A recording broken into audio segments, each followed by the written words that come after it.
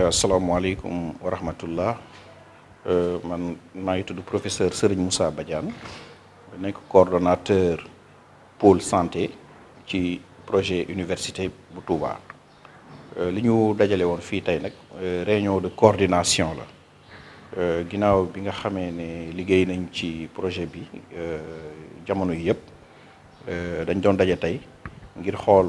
état d'avancement liggéey boobu ak it gën a xool impact yi nga xam ne moom la formation yi ñu war a tëral di am ci Touba ak ci réew mi dans le court le moyen et le long terme maanaam xool ko ci teew maanaam bu ñu tàmbalee ban impact lay am ci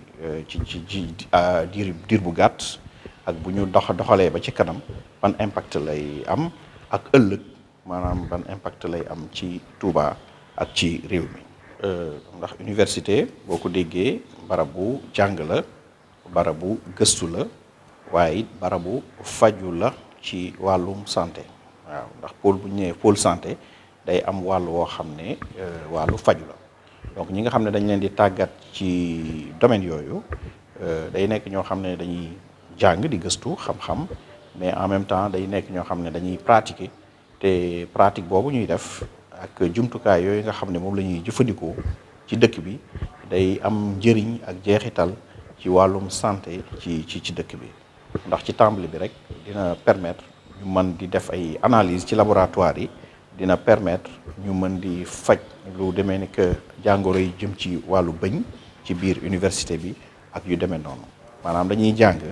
en même temps di exercer te loolu loo xam ne la lu am jeexital la ci askan wi maanaam bu ñu waxee département santé day ëmb lépp loo xam ne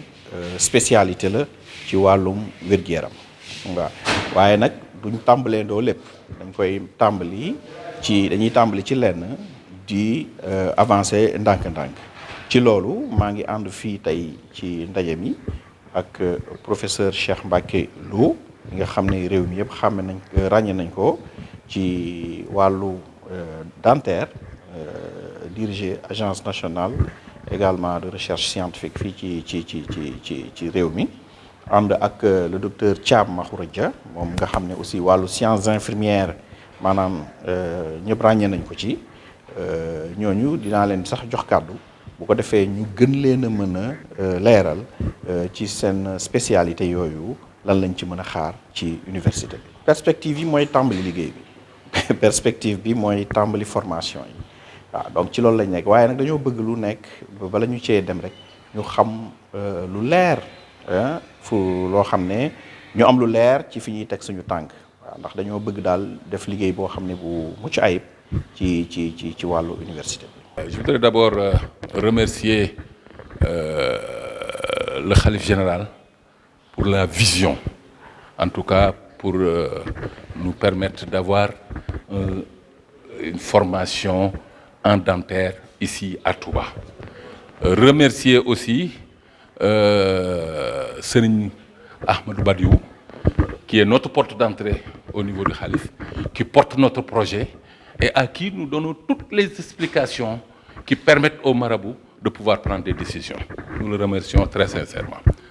Je voudrais aborder maintenant tout ce qui parce que le projet concerne 4 domaines.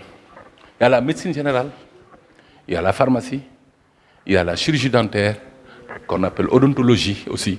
et enfin il y a les soins infirmiers. Mais moi, je m'appesanterai sur les soins dentaires parce que je suis professeur en chirurgie dentaire, je suis professeur de santé publique, mais dont la profession c'est la chirurgie dentaire, et je suis au niveau de la faculté de médecine à l'Institut d'odontostomatologie. Par rapport à la vision du marabout donc, je voudrais dire que cette vision dépasse. Parce que si vous prenez le Sénégal, vous avez 8 universités. Et toutes les universités, à part Dakar, il n'y a pas une section odontologie. Tout simplement, ils le veulent. Mais parce que les conditions ne sont pas réunies pour mettre en place une section odontologie. Si aujourd'hui le marabout pense dans sa vision à mettre en place une section odontologie au niveau de Touba, mais nous ne faisons qu'applaudir et nous ne faisons que le soutenir. Nous, en tout cas, professionnels de santé bucco-dentaire. Et je dirais pourquoi plusieurs impacts. D'abord, je disais au Sénégal, nous avons 500 dentistes. Depuis que nous avons commencé à former, nous avons formé environ 500 dentistes. Et l'OMS recommande un dentiste pour 30 000 habitants. Nous, si nous faisons le calcul, à Dakar, nous avons le ratio. Nous avons peut-être un dentiste pour 20 000. En un moment, nous avions fait les études, un dentiste pour 25 000 à peu près habitants. Mais si nous sortons et que nous allons dans la région, par exemple, de Diourbel, vous verrez qu'on se retrouvera avec un dentiste pour 140 000 habitants à peu près. Et pourtant, quand vous allez en France, c'est un dentiste pour 2 000 habitants. Vous voyez, donc l'écart est énorme. Et donc, ce qui conforte d'ailleurs la vision. Ça, c'est le premier impact. Le deuxième impact, c'est que nous aurons un rayonnement international. Parce que tout simplement, il n'existe que 3 écoles dentaires aujourd'hui à Dakar, au Sénégal. Et dans la sous-région, en tout cas en Afrique de l'Ouest, il n'y a que 2 écoles dentaires, c'est Côte d'Ivoire et Sénégal. Et lorsque nous allons ouvrir cette section, ce qui est sûr, nous aurons minimum 200 demandes venant de l'extérieur pour s'inscrire à cette section-là. Ce qui fait un rayonnement international. Parce que c'est comme ça, effectivement, on dira la section odontologie de Touba. Et ce qui fera vraiment le rayonnement international de cette université, parce qu'on parlera de l'université de Touba à travers l'odontologie, parce qu'il y aura beaucoup d'étrangers qui viendront faire leurs études ici. Donc ça, c'est un impact sur le plan. Sur le plan maintenant local, nous savons tous que les soins dentaires coûtent excessivement cher. Ce n'est pas seulement au Sénégal, même dans les pays, parce que moi je suis économiste de la santé et j'ai fait des études par rapport à ça. Même dans les pays européens, mais la chirurgie dentaire, on ne touche pas. Vraiment, c'est pour les nantis. Aujourd'hui, à Touba, on sait très bien que dans toutes les familles, il y a des problèmes dentaires. Et ce serait intéressant d'ailleurs, et moi je m'y attellerai, de faire une enquête épidémiologique pour savoir les besoins ici, en tout cas au niveau de Touba. Et je sais qu'on aura, je mettrai un étudiant dessus d'ailleurs pour faire une enquête sur ça, et je suis persuadé qu'on aura des chiffres, en tout cas des prévalences très élevées. Ce qui fait donc que si on a cette formation ici à Touba, la formation, nécessairement, il y aura des fauteuils dentaires. Et nécessairement, il y aura des soins au niveau de l'université qui seront prodigués non seulement par les étudiants, mais supervisés par les professeurs. Ce qui fait que ce seront des soins de qualité. Et ça permettrait aux populations de payer moins cher et d'accéder à des soins de santé, surtout à des soins dentaires. Donc ceci va donc être un avantage sérieux pour les populations et ça va permettre de soulager donc les populations. Toujours sur le plan local, nous avons beaucoup de jeunes qui sont dans les écoles, qui sont en train d'apprendre, qui peut-être demain voudront faire la chirurgie dentaire. Ça permettrait d'avoir des ressources humaines aussi localement. Et la formation va permettre d'avoir des chirurgiens dentistes qui vont, après leur étude, quand même, combler le gap qui existe à Touba avec des installations, surtout même privées, mais également publiques. Et ceci va permettre quand même, sur le plan,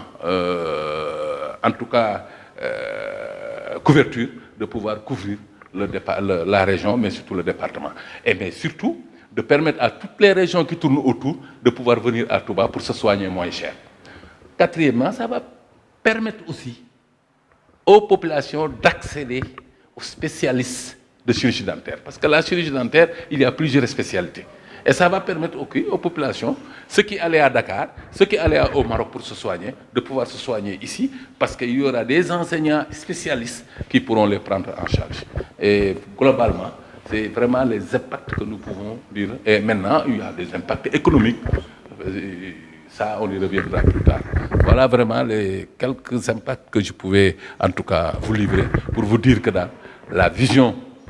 du Khalif, vraiment, elle est extraordinaire et nous en parlerons plus tard. En tout cas, c'est une chance pour le Sénégal et je pense que c'est une chance que nous allons saisir. Merci beaucoup. maa ngi leen di nuyu bu baax jiite nuyoo bi sëñ Mountakha di ko ñaanal mu yàgg lool te wér di nuyu bu baax sëñ Ahmad Badawi mi nga xam ne nii moom la sëñ Mountakha teg loxoom liggéey bi mu gën fi liggéey bi boobu léegi ñu nekk ci di ci yëngatu ci commission yi man maay Mor Faye professeur Mor Faye maa ngi nekk ci comité de pilotage élargi bi nga xam ne nii ñoo ànd ak si Ahmad Badawi di liggéey bi daal am mbégte rek ni liggéeyu tey bi day loo xam ni dafa ñëw roofu ci li fi newoon daal am daal liggéeyu am solo defoon ko ci ginnaaw ci commission yi yëpp di sàmmar li nga xam ne ni moom la ñu war a jàngale programme yi di ñëwaat nag encore tey di def benn ndaje moo xam ne nii ñu ko jigloon mbirum santé mi xam nga santé moom daanaka mooy lépp daal daanaka mooy lépp ndaxte boo amee wér-gu-yaram moom daanaka lu bari day daal di yomb daal léegi nag moo tax liggéey bu mel nii ñu rafetlu ko bu baax a baax a baax rafetlu bu baax a baax xam naa Sëñ Ahmad Badawi kàddu mooy gën a jóg kaw waaye xam naa remercier bu baax a baax ñi nga xam ñoo ànd ak liggéey bi mu experts yi di fàttali tamit nii ñoom kàngam yu gën a kawe ci affaire yu njàngale ci université yi ci amee médecine ak aussi di wax tamit ni liggéey bi yaatu lañu def nag ndaxte même commission bi nga xam ne moo def programme yi ñi nga xam ñoo nekk ci dëkk bi ci hôpitaux yi dëkk bi ay Matlaboul Fawzayni ak Ndaamaatu ak ñëpp ñoo xam ci structure de santé yi bokk nañu ak experts yi liggéey bi pour que li nga xam ne mooy offre de programme bi di nekk loo xam ne ni day nekk correspondre li nga xam ne moom la waa Touba soxla ci affaire soins ak affaire formation te sax affaire bi sax loolu sax Touba ndaxte gi nga ni nga ko déggee léegi daanaka lu ñu wax rek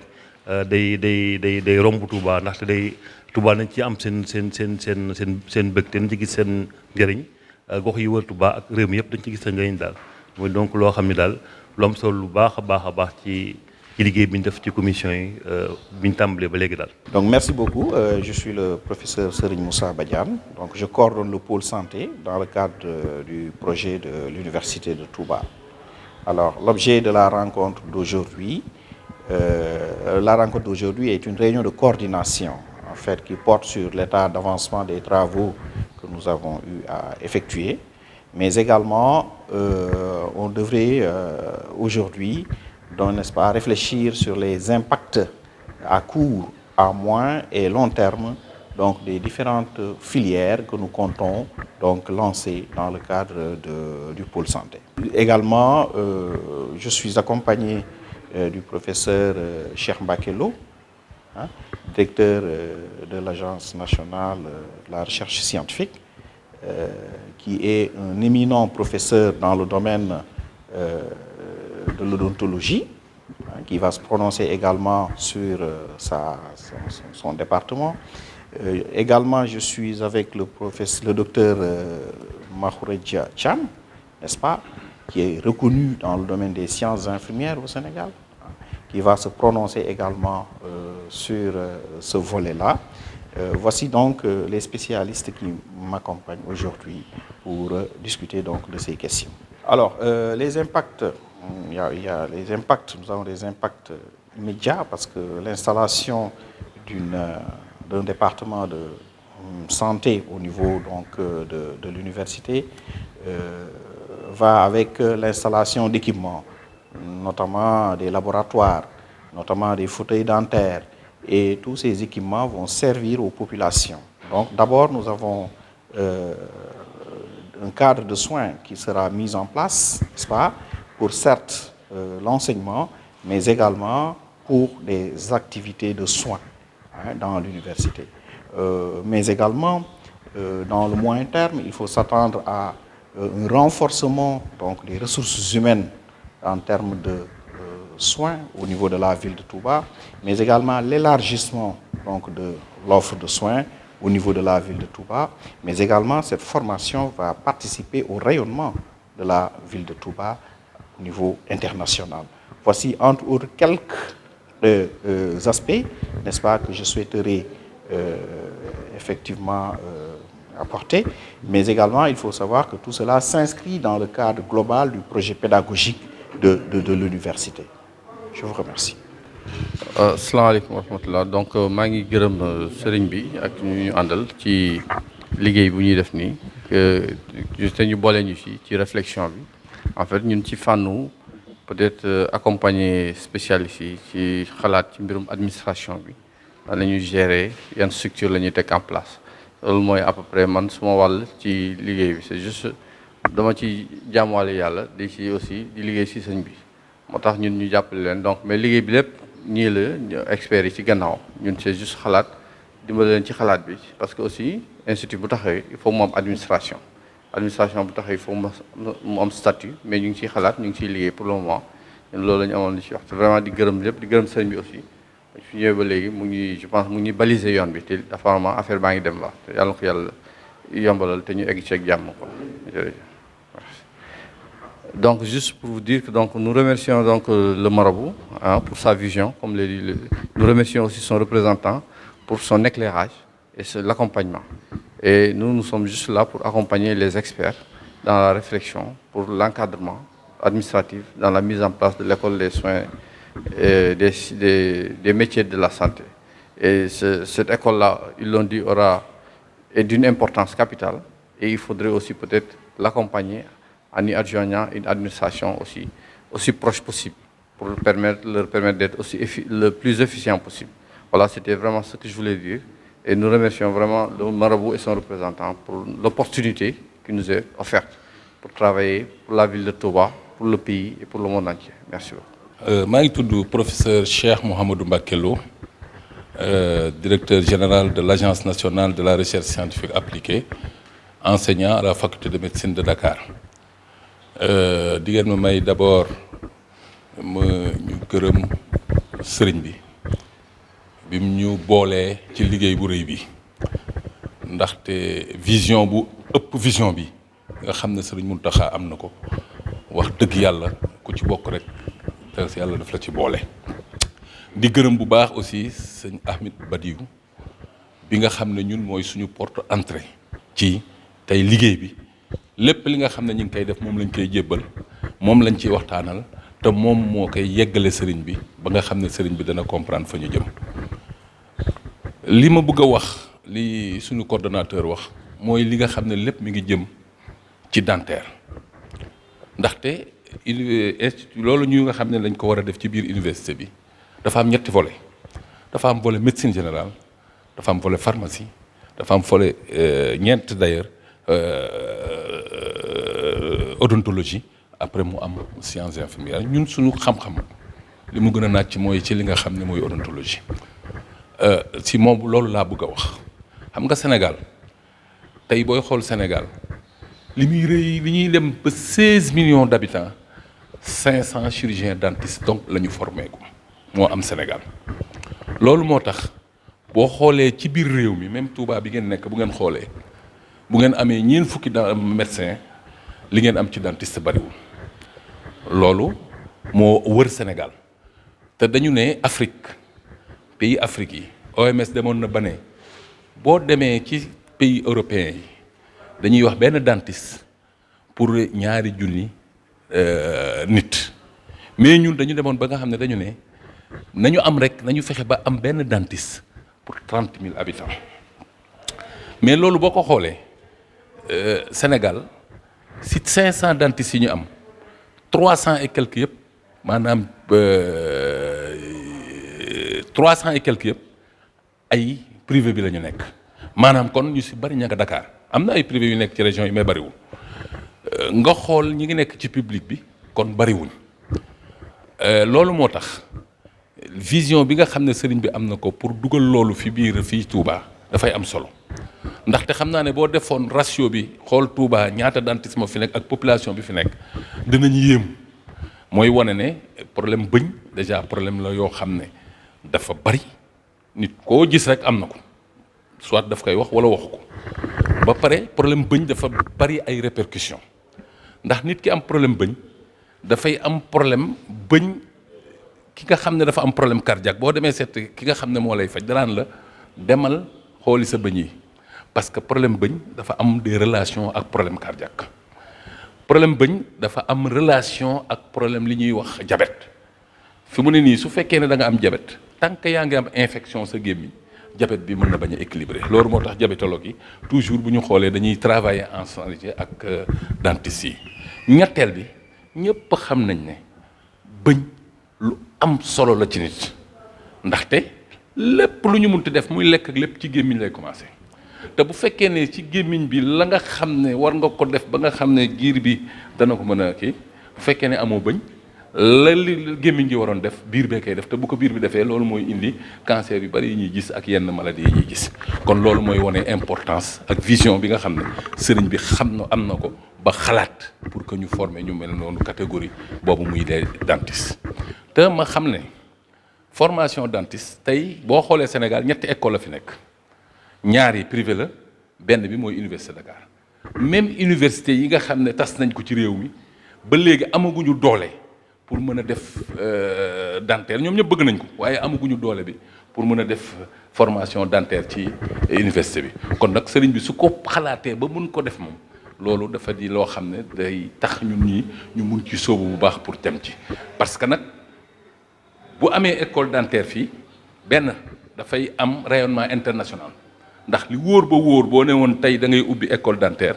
li wóor ba wóor moom danañ am au moins 200 wala 300 yoo xam ne bitim réew pour war ne dañu bëgg a ñëw jàng si te bu boobaa dañuy obligé def sélection parce que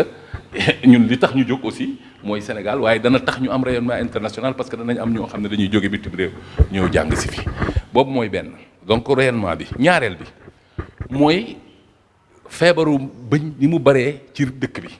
man xam naa ci dara parce que daanaa fi ñëw di fi def ay consultation gratuite loolu nga xam ne nag bari na ci réew dëkk bi feebaru bëñ yooyu comme bari na ci dëkk bi bu fekkee ne am nañ école bi di ci former parce que école bi dafay am ay matériels yoo xam ne dafay jël malade yi di leen faj loolu dafay permettre population bi mën a nag di ñëw di faju si te loolu tamit lu am solo la parce que dina permettre population bi danañ mën faju mais à moindre coût parce que xam nañ ne ñëpp xam nañ ne tey booy faju bëñ dafa cher ci faju bi kon dana permettre suñu population yi nga xam ne ñu ngi Touba ca école ba ca université ba ñuy former danañ mën a ñëw former wu wante tamit ñaareel bi dana permettre waa Touba yi nga xam ne bëgg nañ dugg ci domaine boobu ñu mën a am ressources humaines yoo xam ne fii ci Touba la ñuy bokk mu am ay passerelles yoo xam ne dana permettre ñoom ñu mën a ñëw jàng dentaire ba nga xam ne dinañ mën a toog ci réew mi dinañ mën a toog ci Touba bi pour nga xam ne dinañ mën a pourvoir postes yi nga xam ne am na fi ñetteel bi mooy que ne dinañ mën a am centre de soins boo xam ne mën na nekk même ci hôpital bi ba nga xamee ne day nekk centre de soins parce que moo am ci yeneen dëkk yi te lépp loo xam ne am na ci dëkk yi rek mënuñu yem war nañ ko mën a def fii bu boobaa dañuy am centre de soins boo xam ne day nekk ci université ba nga xam ne dafay am parce que dentisterie aussi dafa am ay spécialité te spécialité yooyu yàlla dafa def ñi nga xam ne néew ñu doole amuñu ci jot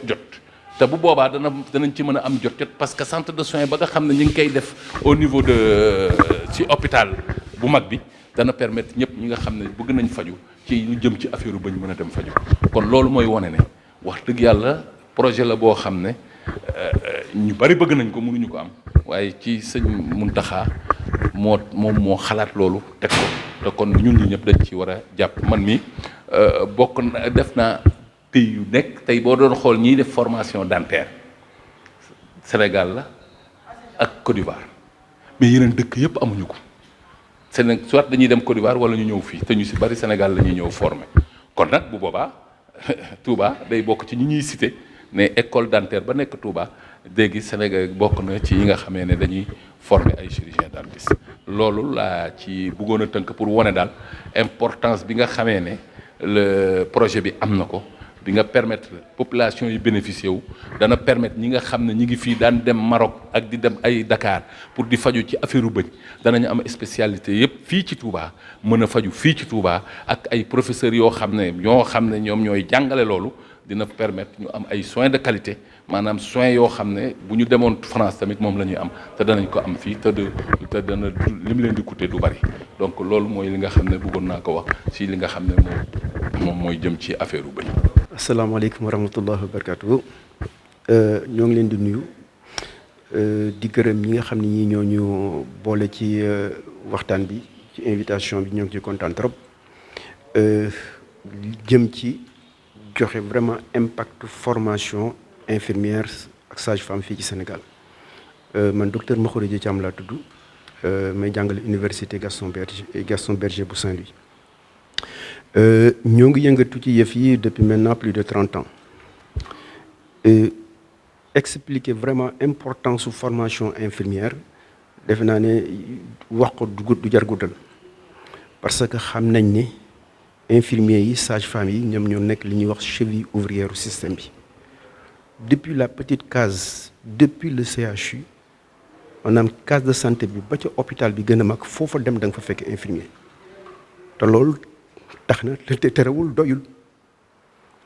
doyul donc il faut ñu continuer def pourquoi Diourbel pourquoi par exemple Touba parce que simplement Touba dafa nekk ville bu nekk en extension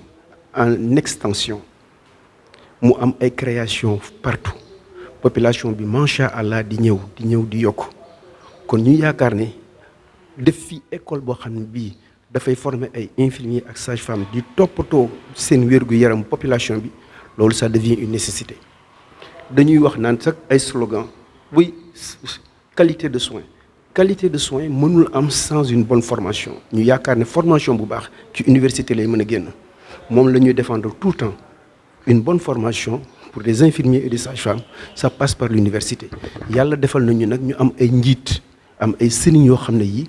bañuñ ci dara pour loolu taxaw looloo tax fi mu nekk nii ñun ñu engagé wu que ne vraiment bëgg nañu lépp loo xam ne fi mu nekk nii sans waaye ñoo ngi koy jàngale fii ci Touba mu nekk loo xam ne lii dafay nekk mooy nekk flamme bi maanaam nit ñi dañu war a di jëlee fii léegi di ñëw vraiment di dem fii daal moom moo war a nekk ëpp bi encore Touba soreetul Touba en extension léegi moyens yi ñu demandé yépp macha allah mën nañ ñu taxawal parce que xam nañ ne bu fekkee ne par exemple sëriñ bi taxaw na ci ak taalibe yi ak vraiment compétence yi si nekk li ñu war a mën a am Touba fii yàlla mën na def ne mënuñu ko sax am yeneen université yi ñu nekk looloo taxoon daal pour gàttal ñu wax ne vraiment c'est une nécessité pour que ñu ubbi école bi fii à Touba pour que vraiment population yi mën ci bénéficier wu ñuy dem di faju ji. bismillahi rahmaani rahim alhamdulilahi rabbil alamin wasalaatu wasalaamu ala ashraf al anbiyaai wal mursalin sayidina wa mawlana muhammadin wa ala alihi wa ashaabihi wa xayra xadimihi ajmain asalaamaaleykum wa rahmatullahi wa barakaatu. ñu ngi yëkkati sunu kàddu di ko tàmbalee ci ab ziar ak nuyoo ba gën a sell ba gën a tedd jëme ko ci Cheikh Mouhamadinil Muntaqa di ñaan sunu borom bàyyi ko fi te may ko wér ba li mu yéenee liggéeyal sëriñ bi lépp ci toolu lislaam mën koo liggéey te nu ànd ko ak moom di nuyu bokki taalibe yëpp di leen ziare di sant nag tey ci mbooloo mi nga xam ne ñoo daje fii ñëwoon mu doon liggéey boo xam ne daa sofu rek ci liggéeyam bu tedd bu màgg bii nga xam ne bi mu ko yëkkatee ba tey ñëpp dañoo jóg ànd ko ak moom mu doon liggéey bu yaatu nag boo xam ne ni ñu koy waxee waxtu wu ne dañ ko séddale ci ay pàcc maanaam ay commission yu bari lool yoo xam ne bari nañu ñu ne ci biir liggéey bi sax te xamuñu nu mu toll waaye benn bu ci nekk rek dañuy jàpp ne mooy bi ëpp solo tey nag ñu daje woon fi ak ñi nga xam ne ñoo yor wàllu wér-gu-yaram ci mu jàmmaa ci Ahmadul Xadim bi nga xam ne ni ñu koy waxee waxtu wu ne ab université lañ koy tuddee ngir barkeelu làmmiñu Cheikh Abdoulaye Ahad mi nga xam ne moo ko sosoon te Cheikh Mouhamadul Muntaxa ñëw di ko yëgale waaye système wala modèle éducatif wala manhaj tarbawi la boo xam ne dafa ëmb mboolem xeeti xam-xam yi nga xam ne doomu aadama da ko soxla ci ak dundam ni ñu ko Cheikhul Xadim radiyallahu anhu jàngale woon te ba mu ñu digal ñu jàng wax ne nañ jàng tàmbalee sunum jàng ci xam-xamu tawxiid buñ noppee ñu teg ca xam-xamu fiq bu noppee ñu teg ca xam-xamu ihsaan te mooy a tasawuf waaye buñ noppee nag bépp xam-xam bu am njëriñ ñu jàng ko wa kullu ilmin bi manafia yafi bépp xam-xam boo xam ne dana jëriñ doomu aadama ci dundug àddunaam ngir mu mën a dund gu sell gu teey gu méngoog ni ko sunu borom bëgg ci moom waajalee ko itam mën koo dund mën a texee ëllëg waaye nag ku ne xam na ne wàllu daara yi alquran moo ci jiitu alquran mboolem xam-xam yi am njariñ yépp ñu ngi ci biir waaye daara yi majalis mooy xam-xamu diine bi ma waxoon mooy xam-xamu fiq ak lépp lu ci aju ak daara yi tasawuf mooy ihsaan nga xam ne bépp xam-xam bu am njariñ ci wàllu googu daf ci dugg waaye nag daa ay métier jàngi métier yi nag ay département wala ay pôle yoo xam ne métier lañ fay jàngale métier yooyu nag mépp métier mu am njariñ ci dundub doomu aadama dañ ko fay jànge waaye rawatina nag njàngu médecine ndax ku ne xam na ne faju ak wér-gu-yaram moom dafa bokk ci li mënta ñàkk ci nit bu wérut du mën a jaamu yàlla nit bu wérut du mën a liggéey nit bu wérut du tal boppam du tal boromam loolu moo tax boo doon ci wàllu gu am njëriñ goo xam ne dañ ko bàyyi xel lool te jox ko yitte sunu borom nag ni mu tànnale sëriñ bi nga xam ne lenn lu ne la ca gën la ko tànnal lenn lu ne la ca gën la ko waajal lenn lu nekk la ca gën la ko may dafa feeñaat ci jotaay bi tey ndax biñ tàmbalee liggéey bi ba tey pôle bu ci ne wala commission bu ci ne wala filière bu ci ne ay sommité lañ ko dénk ñoom ñoo yor liggéey ba kon tey ñii biñ présenté woo rek feeñ na ci ñi nga xam ne ñoo mooy loolu waat feeñaat na ci bu baax a baax ñu dénk leen nag wàll gi muy waajal wàllu wér-gu-yaram professeur Moussa Badiane di ko coordonné waaye docteur Cheikh Ahmadou Mbacké Lo teewe ko docteur Makhourédia Thiam teewe ko Serigne Souley Diallo moom itam nga xam ne ci wàllu gestion bi ndax ku ne xam na ne boo waajalee ay boromi xam-xam waajal ay programme defal li nga war a def lépp itam dafa aja nag ñu teg ko ci doxin wu aw si yoon woo xam ne dafay dëppoog